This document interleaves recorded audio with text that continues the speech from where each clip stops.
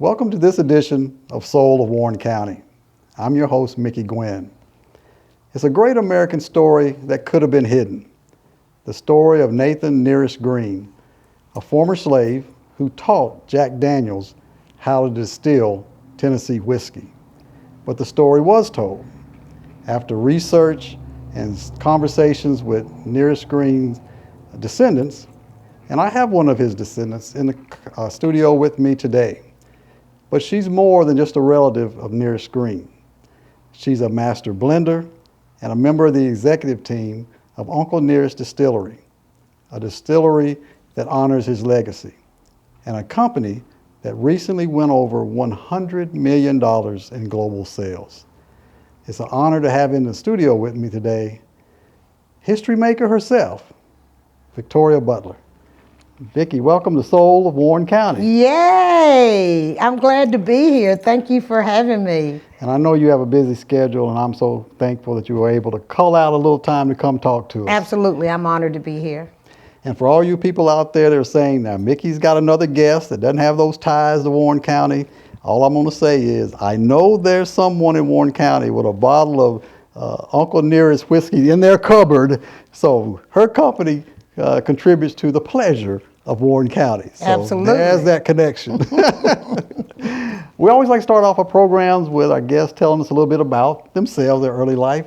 Tell us about the young Victoria Butler. The young Victoria Butler. The young Victoria was Edie. Grew up in Lynchburg, Tennessee. So you grew up in Lynchburg? Oh, absolutely. Okay, Graduated Moore County High School. That is still home, will always be home. I love Lynchburg. Attended Middle Tennessee State University. Okay. Graduated, married a man from Murfreesboro. We have one son. I'm single now, have been single for years and years. But Murfreesboro, now is home. Okay. And that is where I reside, and worked in Nashville for just a few days shy of 31 years. Wow. And now I am doing what brings me a whole lot of joy, and that's continuing my great-great-grandfather's legacy. Good. I want to trail back just a little bit. Your work in Nashville, I know we have that connection with my brother, Mark, when he was a TBI director. Can you talk a little bit about the program you were managing there in Nashville that brought you into contact with Mark and Absolutely. TBI? It is a branch of the Department of Justice, and the Regional Organized Crime Information Center. It calls it ROCIC. Okay. And it is a support agency for active law enforcement on the local, state, and federal level. And for the majority of my tenure there, I led and supervised a team of criminal and forensic analysts. Oh, wow. Okay. So I had a great pleasure of working alongside your brother for many, many years, even before he became the director, with him being an agent. We worked together. Yeah. I know at one time when he was coming up through the ranks, he was over the TBI's forensic division. Yes. Which at that time was starting to be very busy. Yes. Because everything was starting to be tied to forensics, especially when you had crimes of like murders and things Yes. of that he was trying to solve. So I'm sure it brought you a lot of great pleasure doing that kind of work too. Oh, it did. We did a lot of good work there, and they still do. The agency is still going strong, and I was fortunate to work in a field that I had got my education in. So I was very grateful to work in law enforcement for all those years. Okay. Talk a little bit about the transition from there to being part of the Uncle Nearest Corporation and your legacy, your relationship and things of that nature. How did all that happen? It was a conversation, actually. Okay. How the brand came about was our CEO and co-founder, Fawn Weaver, read about Nearest Green, my great-great-grandfather, in a New York Times article. And that article piqued her interest so much that it led her to Lynchburg, Tennessee, to research this man that most people knew nothing about outside the city limits of Lynchburg. And her research led to the brand. She had no idea when she arrived in Lynchburg in 2016 that she would be launching a whiskey company. Fawn is a serial entrepreneur, historian. She is a mastermind when it comes to marketing. She has ran and owned a couple of companies, several companies herself, and she's a New York Times best-selling author. And so she thought at the time that she would find more information about this man and perhaps write a book. And then that book become a movie. And as the research took off and she learned more and more about Uncle Nearest, the whiskey became top priority. Now, finally, that book is coming to fruition. Okay. Fawn's book it is finished, and she will be releasing that book in the spring of next year. I'm sure you had a role in information and historical information for a book? Well, not really for the book, Oh, okay. because by the time she was putting the book together, much of the research had already been done. Okay. And which led up to the brand launching. But when Fawn rolled into Tennessee in 2016, she assembled a team of 20 people that included genealogists, historians, and then of course meeting Nearest's descendants and descendants of Jack Daniel. The book was pretty much written as she was developing his, the legacy behind Nearest Green. And I know you can't speak directly for her, but how do you go from doing research on this special person and the role he had in such a huge industry as Jack Daniel's Distilling and decide to get into the business? I mean, Well, this is what happened. Yeah. This is what happened. As she was learning more and more about Nearest, realizing that he's the first African-American master distiller in our country, Right. that he not only mentored the most historic whiskey maker in the world, Jack Daniel, Right. but he was also his mentor in life. And Nearest is responsible for creating the category really for Tennessee whiskey. He is giving credit for perfecting what is known as the Lincoln County process. That's the process of filtering whiskey through sugar maple charcoal. Okay. Now, Nearest wasn't the only one using that method, but he is the person that perfected it. And in 2013, the governor of Tennessee put into law any whiskey wanting to be Tennessee whiskey not only has to meet all the qualifications for bourbon, but it must be made in Tennessee and it must adhere to the Lincoln County process. So without that innovation in Nearest Green's hands, who knows if there would even be Tennessee whiskey. Yeah, yeah. Did he reap any of the benefits of that before his death? Well, yes. Given the fact in the beginning he was a slave. Right. When he started making whiskey for Dan Call, who was a preacher in Lynchburg. Interesting. Yes. But when he became a free man and was working for Jack Daniel, Jack Daniel paid him what he would pay a white man. Oh, okay. So my family was well taken care of. In fact, they were, rather well off during that time, given the fact that most black people did not receive Right. a fair wage. Jack Daniel paid him, his sons and grandsons, what he paid his white workers. And I guess during that time, there wasn't really an avenue to maybe go sort of past that. I mean, I guess I'm gathering Jack Daniel's way of sort of showing his appreciation, maybe not having a bottle of whiskey at that point after, Uncle Nearest, but paying him. I mean, that was his way of showing appreciation. He didn't hide the fact that Nearest was responsible for making the whiskey.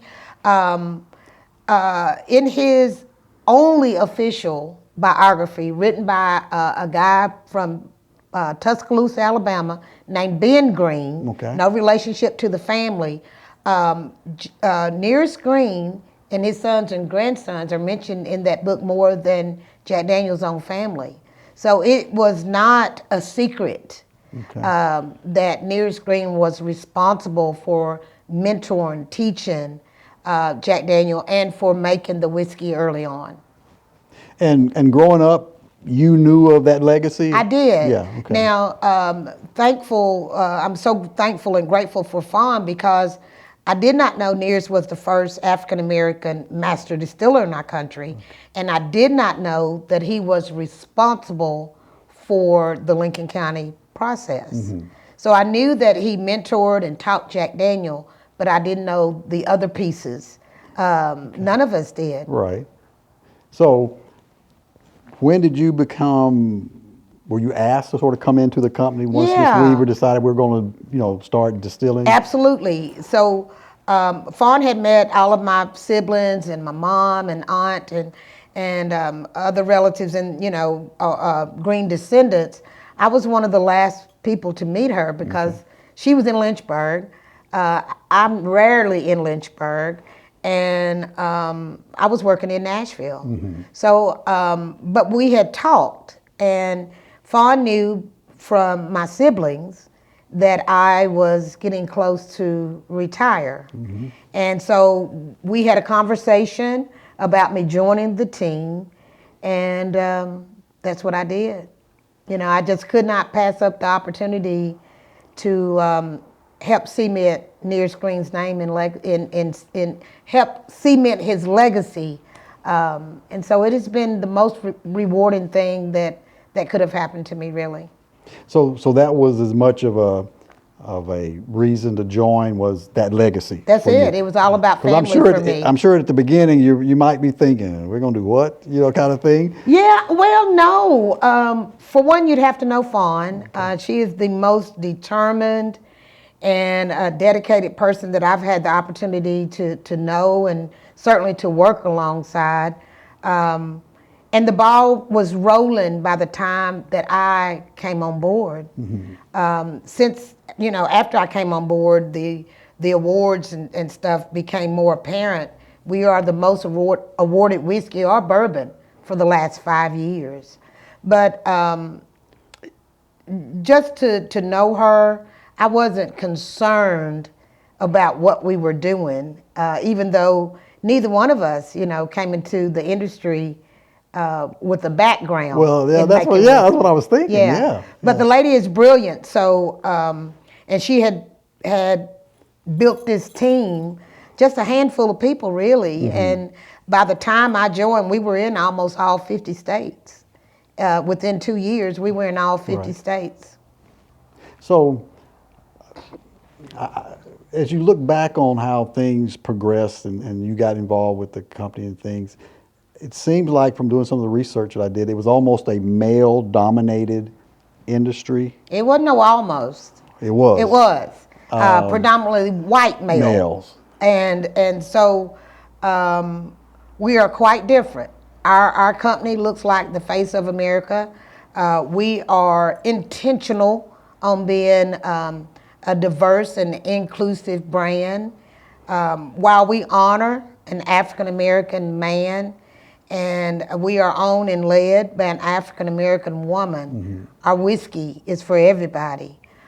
We are more into legacy building than anything else, and we want to reflect what America looks like, and that means all of us.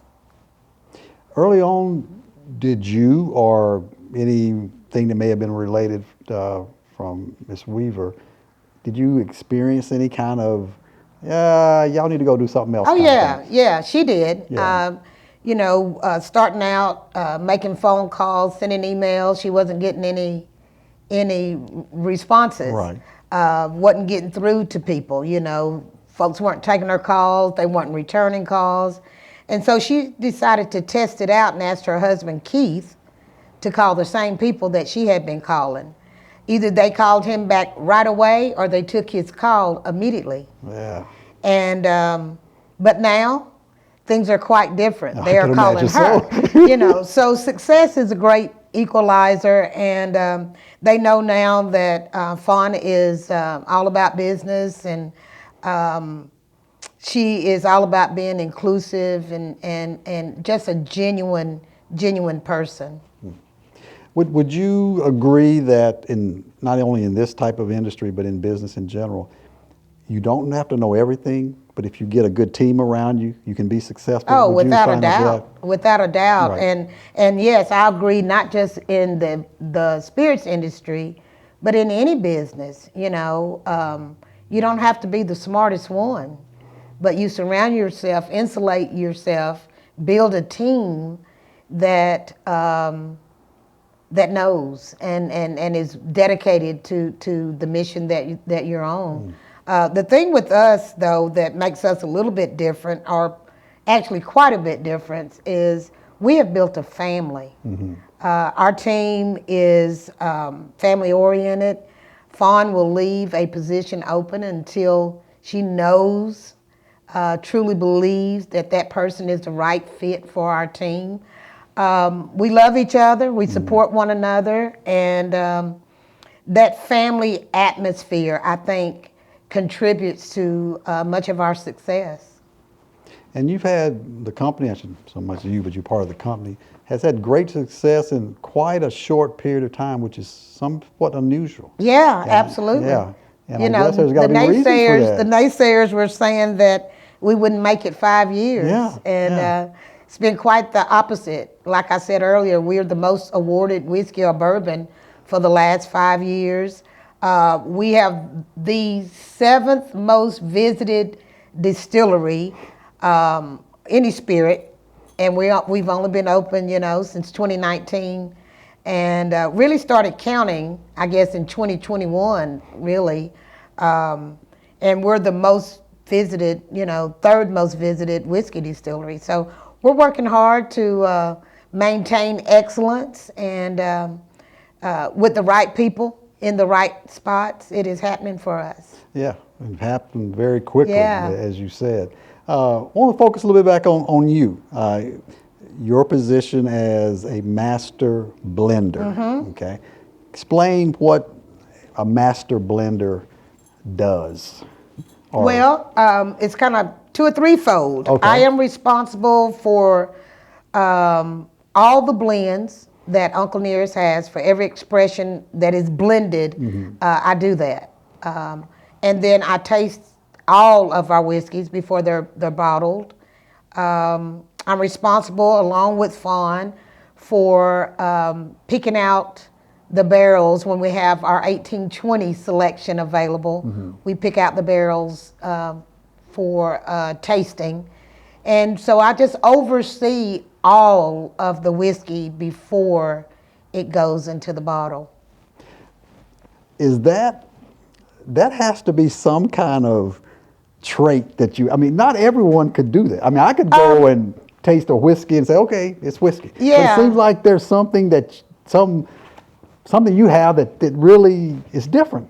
Whiskey is in my blood. I know, after saying it for these many years, it may sound like a cliche. Right. But I really believe that, that what my great-great-grandfather, Nearest Green, contributed to making whiskey, I have the palate for blending whiskey. And I believe that comes from my lineage. I had never done anything like it before. Right. In 2019, Fawn asked me to blend our first batch of Uncle Nearest 1884 small batch.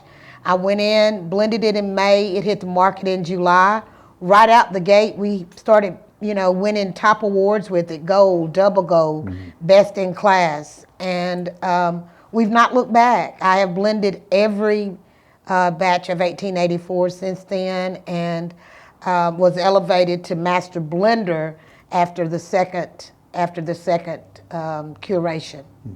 So you're that final decision point on when that blend will be marketed, I guess you could say. Yeah, well, I blend it's ready. it. Yeah, you blend. Yeah, okay. I blend it, and I have the final say on what goes in the bottle. And I'm fortunate that I was given the freedom in the beginning to do it my way.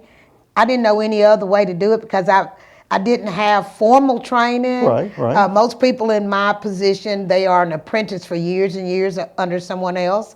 Ours was quite different, as you know. Right. And it really worked in my favor, in our company's favor. Fawn gave me the freedom to do it how I saw fit, and it has benefited us quite well.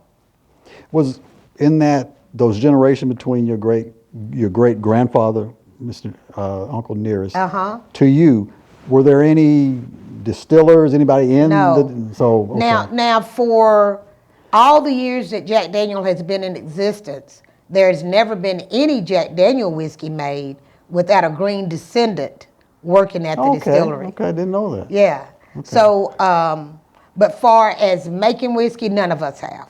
Okay. Yeah. Okay.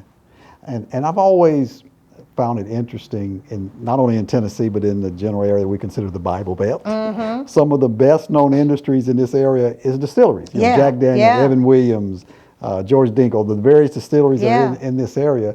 And we used to always laugh because growing up, and it may still be that way today, Warren County was a dry county. Yeah. You know, you did I don't know if Warren County is now or not. Moore County certainly is. Yeah, I know. One One time Warren County was a dry county, and that may have changed, and people used to complain that people were going next door to Coffee County and buying their alcohol, paying taxes and all there, and bringing it back here. And of course, Warren County had a reputation for a number of years as being one of the places with the most illegal steals in the state. But I always found that interesting that we have such a heritage with distilleries in a state that considers themselves so conservative and sort of a Bible Belt state. But that's interesting that you say that.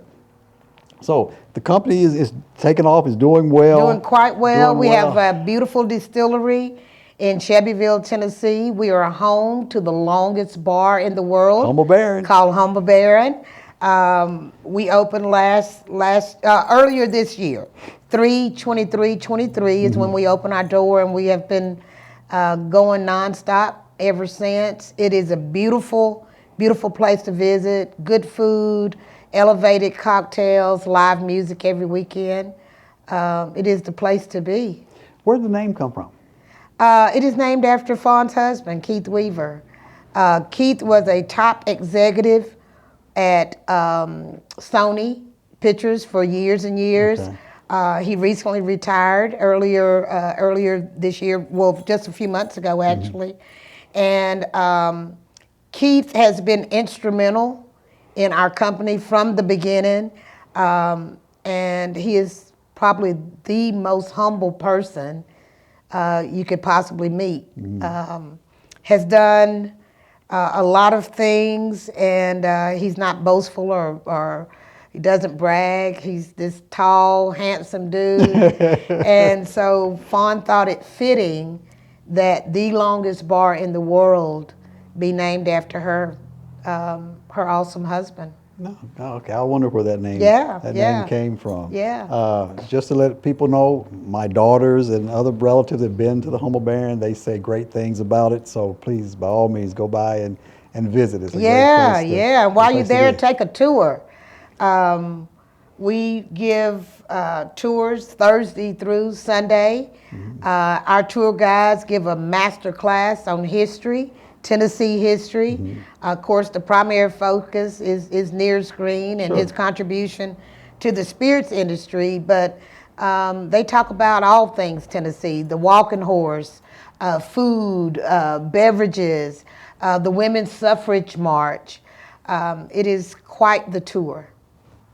And as the executive director of the Warren County Black History Museum, I love to hear that kind of stuff. I think history is so important because, as I tell people all the time, we're starting to lose our storytellers, and we're having some of those issues with our museum. I take my uncle that I used to listen to and brought some of that knowledge to the museum. You know, he has dementia now, so he can't tell me those stories anymore. And I'm glad that I was able to get what I could before he got to that state. But it's always good to remember our history and where things come from. And I think honor it. And honor it, very much so, very much so.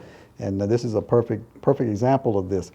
I read the article about buying the big cognac place in we're excited. France. We're excited. just another phase of the company, I guess. Absolutely, absolutely, and of course, there's history that goes along with that. Oh, okay. Everything we do is meaningful and purposeful and intentional. So as Fawn is gathering more information, just like she did with Uncle Nearest, a story, the history behind the cognac will also surface. Oh, okay. I was going to ask if I guess it's a vineyard. Yeah, yeah. Is that vineyard anywhere tied into Remy Martin cognac? No. It's not, okay. The Martell family. Okay. Yes, okay, absolutely. Okay. Absolutely. I saw the name, and I Absolutely. just wondered if there was Yes. was a tie in there. Yes. Okay. So we will be sharing, just like when Uncle Nearest, the story unfolded, we'll be sharing the history behind that as Fawn completes all of that. Probably with a different maybe name. Probably it's not. It won't be Uncle It won't Nearest. be Uncle Nearest No, cognac by any no. means. It'll It'll be a different completely name. different. Different name. But under the Uncle Nearest umbrella. Oh, okay. Yeah.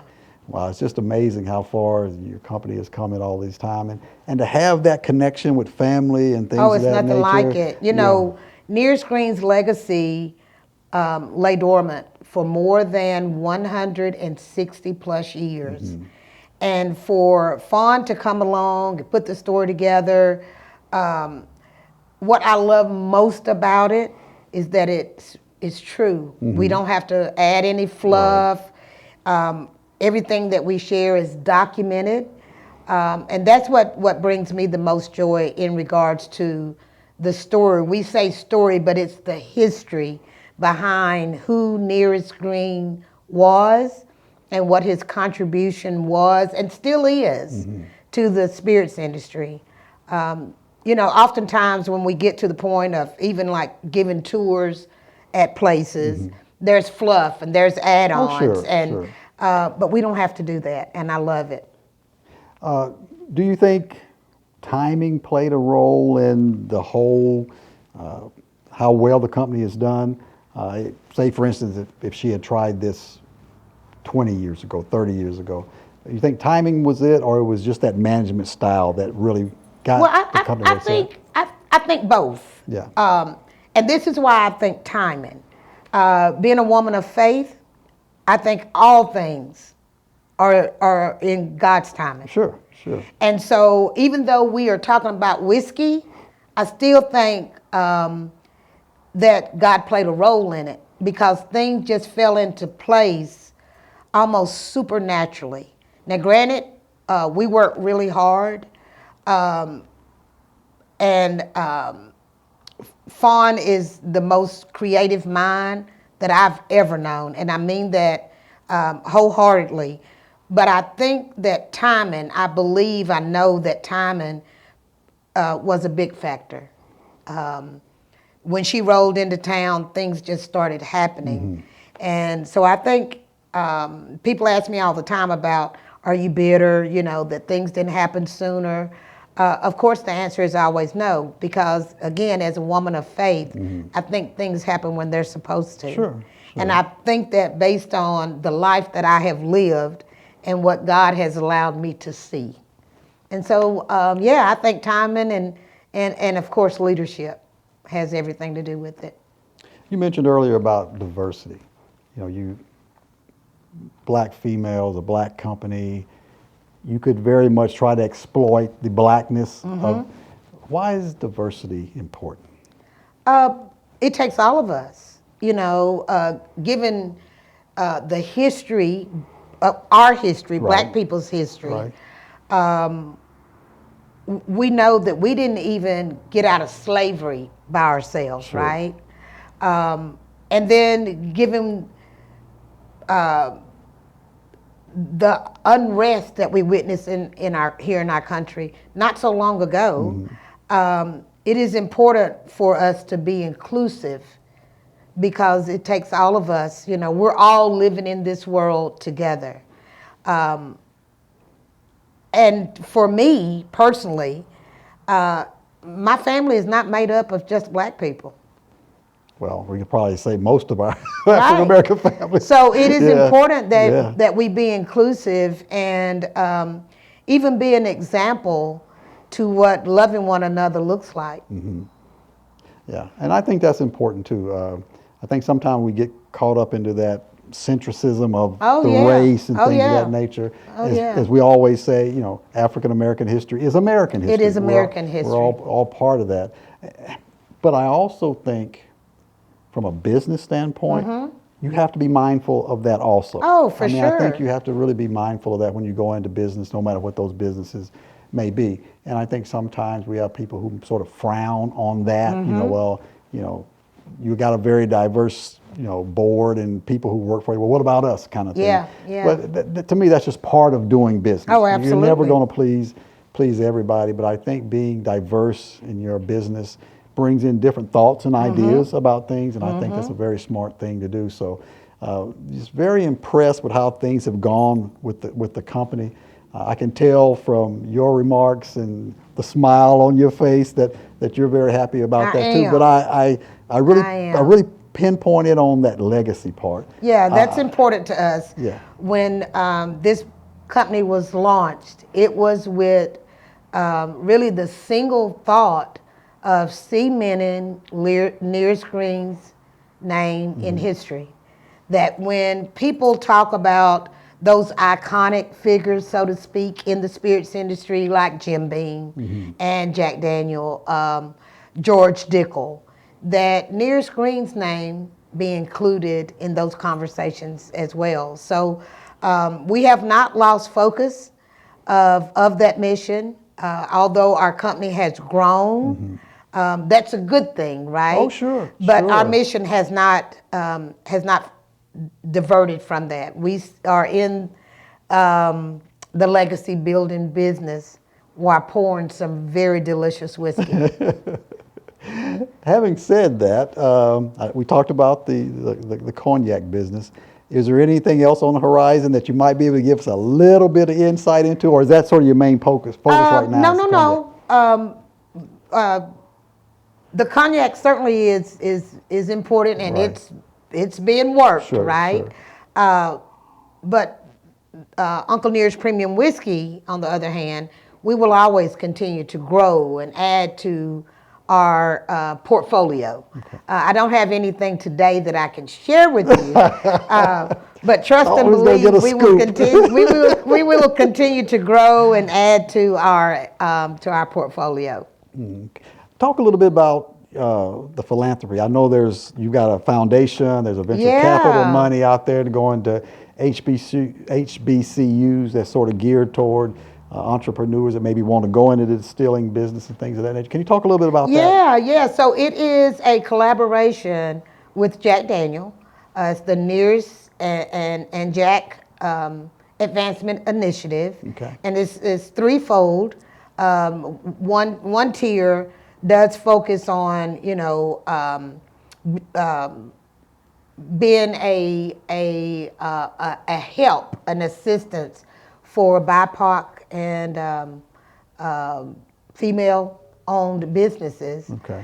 We held our first summit in conjunction with Jack Daniel this year. We will do it again next year, where BIPOC businesses, brands were invited to come to be exposed to a group of individuals who were potential investors. Certainly, Fawn with her knowledge in the industry, other folks who have made it in the industry, to discuss those things that are important in advancing their business. The first of its kind. It was a two-day summit, and they had exposure to everything that could possibly help them be successful in the industry. So we will be doing that again in 2024. And then we have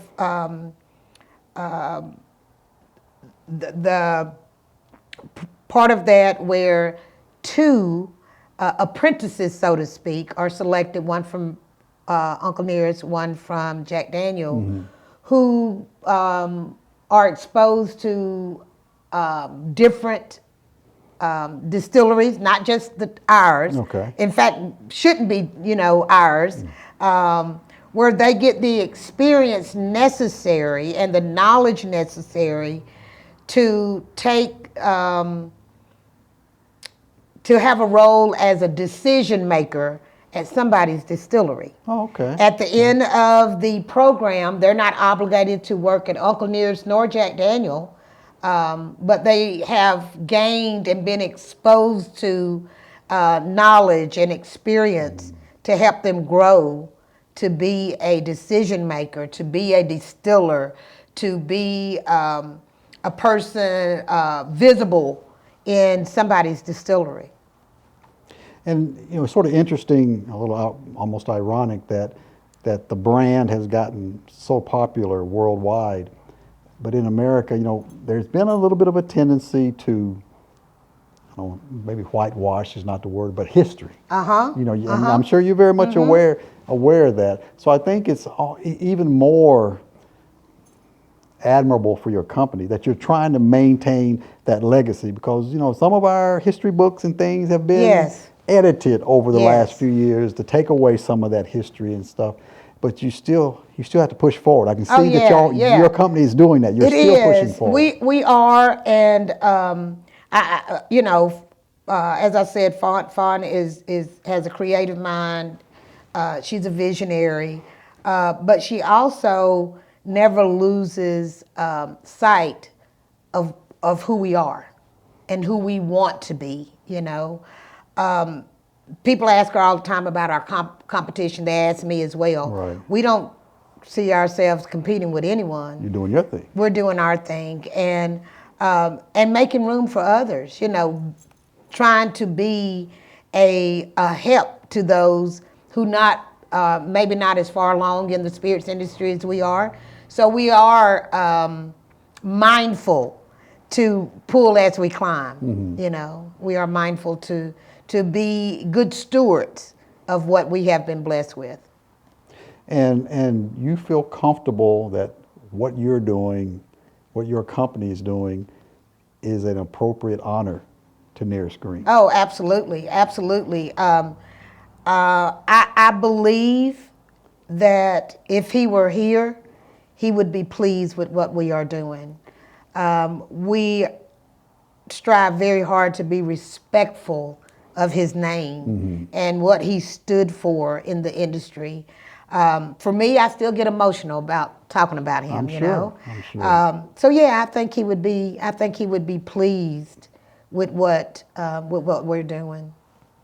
And I think it's a rare opportunity to be able to be a successful business and also honor the legacy of someone and keep that history going. So, what y'all doing is remarkable. If you look back on what y'all have done in a short period of time, is very much remarkable. Thank you. I appreciate that. It means a lot. And I really appreciate you taking time out to come and be with us today. Yes, I know you're busy, and I know I've been hounding you. This has been a long time coming, so I'm glad that we can make this happen today, Mickey. Thank you so much. Thank you a lot. And thank you for joining us today. Please join us for the next edition of Soul of Warren County. And until then, make today and every day a great day.